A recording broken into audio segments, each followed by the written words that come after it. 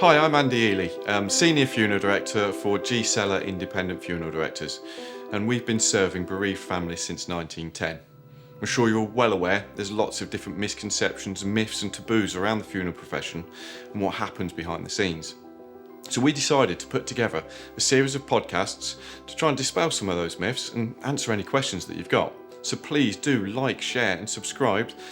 Send those questions, send them to liftingthelid@gseller.co.uk and we will do our absolute best to answer them for you. It genuinely is our family caring for your family. Now this is a slightly different episode. We're going to answer some of the questions. I've got some cards here and they've got different questions on. And I'm going to pass over to my colleagues and co-hosts. So Joe, Amy and Tracy will be answering the questions that you've put forward to us. Thank you.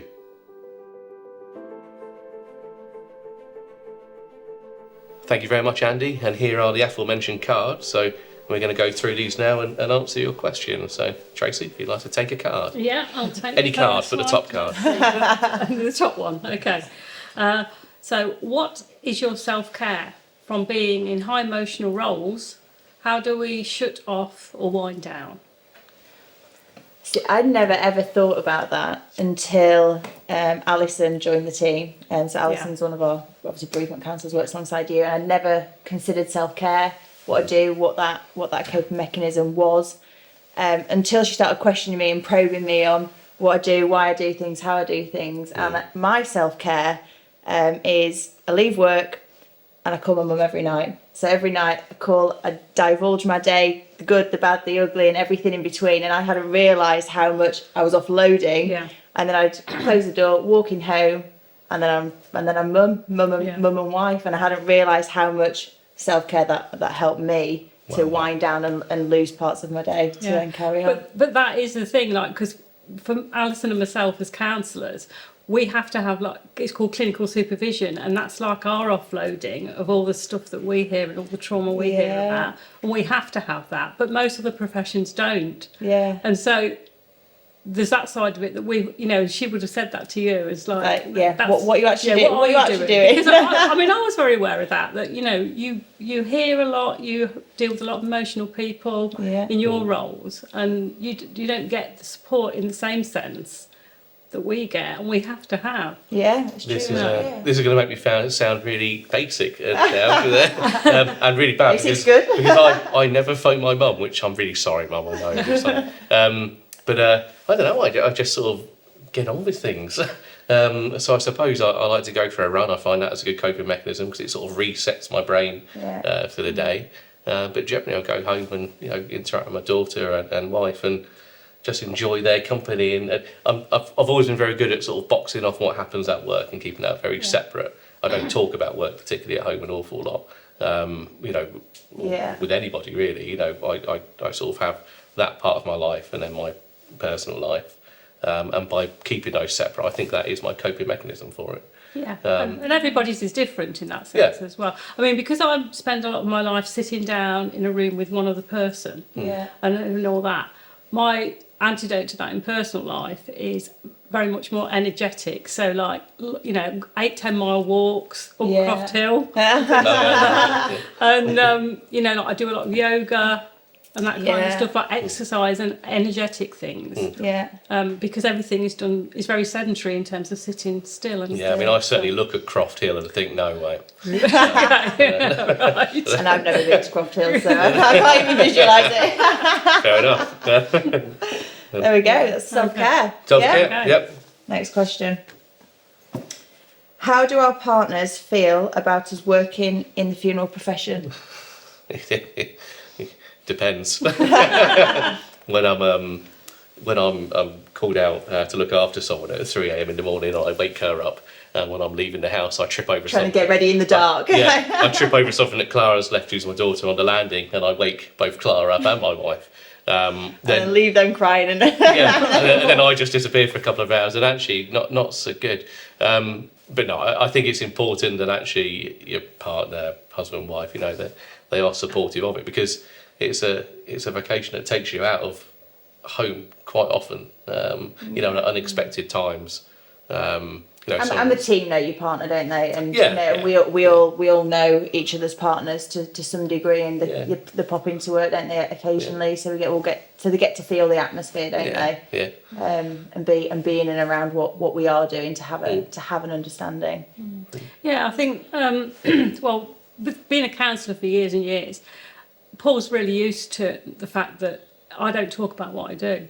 So, well, I mean, I will say, Well, you can't talk about it, because it's confidentiality, so he will never press me for anything. I mean, he was quite interested when I first started working with Gisela, because it's like just more from the funeral profession and what's going on in there, but he's lost interest now, so he's not really bothered. So he's just kind of used to it, the way that it is. So. And then I guess my take on that's completely different in the fact that myself and Joseph are in the business. So home life, work life, free time is work. Yours is much more encompassing, isn't it, I guess? Yeah, and we're trying to get better at doing now that we've got 2 children, we're trying to get better at home life, work life, and trying to have time where we're dedicated to our children in the period of time before bed or, you know, dinner time. And then, but it's like you say, it's a vocation, it's not a job. So, I always say if I wasn't in the profession alongside him, then I don't think I'd understand the intensity that comes along with it. I don't think I'd understand the things that we have to forgo, family time, quality time for other families, because the way that we see things, it's the matter of that someone doesn't get to see their loved one again, do they? So, whereas we're still privileged at the moment to spend time with our loved ones. So, have you had that thing where you're just getting bedtime sorted and everything is really quiet and it's like really peaceful, and it's like, okay, good night. And then my phone rings really loud, and it's like, please, no, not right now. And the whole thing is ruined. But again, like I said earlier, I disappear and my wife needs to sort it out. That's your fault. We've all got very different. Different. Partners are really different. Aren't they? Absolutely. But ultimately, I will say, because she will listen, Helen, you're very supportive to everything. And I very much appreciate that. All right, next go. So, does being around death change your feeling towards it? Well, I mean, I started working in bereavement support care about 10 years ago now, and at the time it all felt like everywhere I turned there was just death, and it felt really kind of overwhelming to start off with. But now the most thing that it is for me is that I just feel really appreciative of my own life and determined to kind of make the most of what I've got and live my life. So I definitely do think being around funerals and people's passing, it definitely ignites that. I definitely don't think I'm still not okay with it. I definitely don't want to die. No. I don't know how. Yeah, you know how you meet people and they say it's okay, if it happens, it happens. I don't think I'm quite there. I don't know whether it's an age thing. I don't know. I'm not too sure, but I definitely still don't feel comfortable whilst I know the level of care that we provide and the team that we have and everything that's in place. It's a really difficult question, isn't it? Because I guess it's a very good question, because it makes you feel, makes me think that actually, despite that we are in this every single day, we probably don't talk about it perhaps enough in that sort of respect, does it? Because I don't necessarily reread the question I'm getting. I don't really necessarily know how I feel towards it, other than, as you said, that I do my very best, as everyone does, to try and avoid it. I don't think I mean, I'm a fair bit older than you, Amy, and I now think about it more because I'm nearer to it. But that doesn't make me feel any better about me. But it's like. But what I have done, I've made all the preparations. So I know the family know exactly what I want about my funeral and about everything else. So it's made me think more about that, definitely, about having it right for me. But I still don't like the idea of it very much. Still a lot to live for, hey? Yeah, absolutely.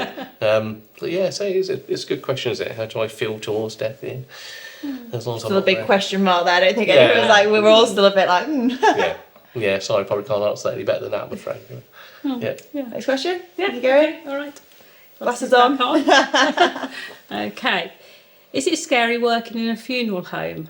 Have you ever seen a ghost? Oh, God. Good question. Do you know what? That ghost question does come up, I don't know, occasionally with families, doesn't it? And I feel like before we renovated our premises back in 2018, our team, especially the team that's been with us for several years, they'll all tell you that they've seen a ghost, or they've felt something, or they've seen something, or the doorbell's gone and no one's walked except in. one person, I'm sure.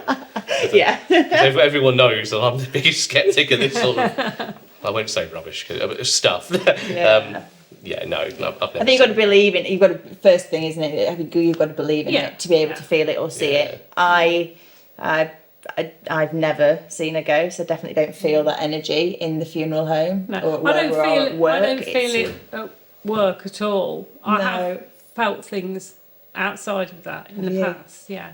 So you're a believer in ghosts. I am a believer. So you need to keep your eyes peeled and then let us know. Okay. Let us know on another episode if you ever see a ghost. If you sense anything, and I don't sense anything anywhere around the buildings. Yeah, no, neither do I. Like, I'll go to work late at night, sit in the office, not phased, not thinking, oh, you know, is there a spirit? Is there a ghost? Am I with anyone? Like, I'm quite happy. Yeah. But some of the team, don't they? They say, well, the doorbell went and no one walked in. Yeah. It's like, oh, maybe there's the door just went there. There's I feel that there's some sort of scientific explanation for anything on those sort of lines. I've certainly never, and I've walked through the place in the dark before and whatever else. I've never particularly felt a ghostly presence or anything there. So no ghosts at G Cellars. Absolutely. Not at the minute. Absolutely. That we know As far of. as we know, not at G Cellars. But yeah. No. Oh, question. Okay, do you or who comes into contact with the deceased? So I guess that's more. Yeah, I guess you can probably answer that more directly. That's just like who comes into contact with. Yeah, so the deceased. I mean, I come into contact with deceased. I'm part of the call team, as we've sort of said before, that goes to look after people. It's sort of limited around the place, not just anybody, gets to sort of interact, who's able to interact with deceased people around our place. Back of house operatives, of course, who look after dressing and, certainly the embalm around the place certainly does. Funeral directors will, because of course we're checking to make sure ID checks and whatever else, but like someone like yourself wouldn't come into contact with. Not at all. But it's an interesting question because although I don't come in physically into contact with them, when I'm working with their relatives, I do feel like I really get to know who they are. This is like from the other side of it. But so I get to know the person before. So it's interesting. Yeah, no, it is limited, of course, isn't it? As we said there. So yeah. And question. What do we find rewarding about our roles? Well, I think it's different. I think it's massively different for us all, isn't it? Yeah. For me, I like knowing that we fulfilled somebody's wishes to the highest standard and like with the ultimate care, and I find that rewarding on especially the areas that I look after, like memorials, and we place a memorial on a grave and it's everything they've asked for and hopefully more. And it's like that lasting tribute and thinking that I've had an involvement in that, or in that person's life and in that person's journey, that family's journey. I like supporting people and being on the journey, with them. Yeah, it's many facets to the answer, isn't it? Because in the role of an embalmer, if I sort of embalm someone, then it's very rewarding the fact that you sort of start with almost a blank canvas in there, and eventually by the time you finish, then that person looks, a lot nicer and suitable for someone to come to the chapel of rest to come and see it. And then when you get their reaction that, oh yeah, it looks just like my mum and my dad, and they leave having a more positive experience, and that's incredibly rewarding. On the side of being a funeral director, and of course in a very similar sort of way, you guide someone through one of the most difficult things that they do, or that they're going to do, and they come out at the end of it, shake your hand and say, that was spot on, that's exactly what my mum would have wanted. Also very rewarding. But to the point where, a long time ago when I spent a little bit of time in the memorial department, I painted a yellow rose on a memorial. It's up the top of Hinkley Cemetery, and every time I go past it, I was thinking, I painted that, and it's still there, and actually it wasn't too bad. That tells you, Mum, I couldn't stay in the lines. So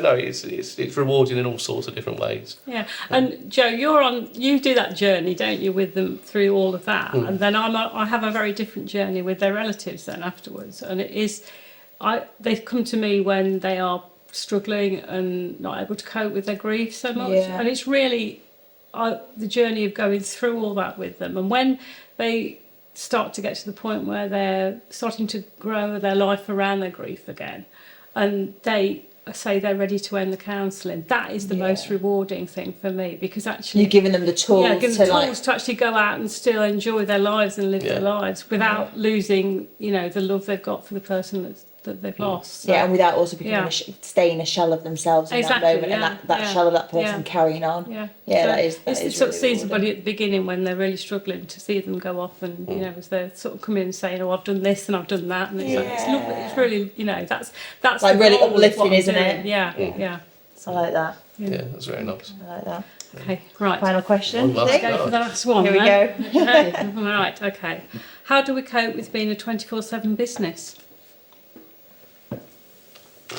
Always. Thing is, though, I think people think that we're the only 24-hour business, aren't we? You know, Yeah, but I if guess we so. think of like the NHS and other professions, there's many professions that run on a 24-hour business. I mean, I talk from my perspective in the fact that myself and Joseph couldn't do it on our own without the team, and it takes all of us for that to work. It comes with its pros and cons, doesn't it? You know, excess tiredness occasionally.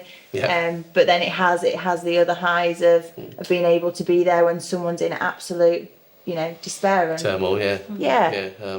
It's a weird thing, isn't it? Because 24-hour business, I know some people think that because of that. In the middle of the night we're sat there waiting, didn't we? Yeah. So, you know, people will say to me, you know, when I arrive at the house to look after someone, "Oh, you've been up all night," or you said, "Well, actually, no, you know, it's fine, but up until this, I was actually asleep." You know, and then, of course, we get up and we go. So we're not in the office 24, you know, so necessarily we go home and the phones are put through to an out of hours, which is always someone within the business. You know, and then the call team will go and effect a conveyance. So, yeah, it's I find it quite humorous sometimes, some of the questions that you get, you know, when you arrive at house. Just got you up. Yeah, it's okay. So if I do look a bit tired if I come to your house, I do apologise. Might not have been awake too long. I mean, that side of it doesn't really affect me. But I am very aware of like the fact when whoever's been on call on that night, and like you're still coming in and doing your job in the day as well, and it's like, so I appreciate that it can be probably tough at times with all of that. But we still look great, don't we? Well, you know, I don't know. I'm not going to answer that one. I try. It takes a lot of makeup to get me to look like this. Brilliant. I think that's all the good cards, isn't it? questions. So, Excited to see what next questions come through from people. Yeah. Thank you very much, everyone, for your questions. Keep piling them in, and we'll do this again. But we'll hand you over back to Andy now, who will do our outro for us. Thank you.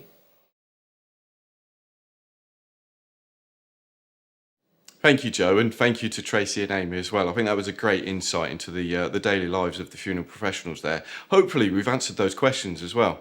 So carry on, please send more in. As many questions we can get, the better, really. Sending to liftingthelid@gseller.co.uk, and we will do our absolute best to answer them for you. Please like, share, and subscribe as well. And we'll see you next time.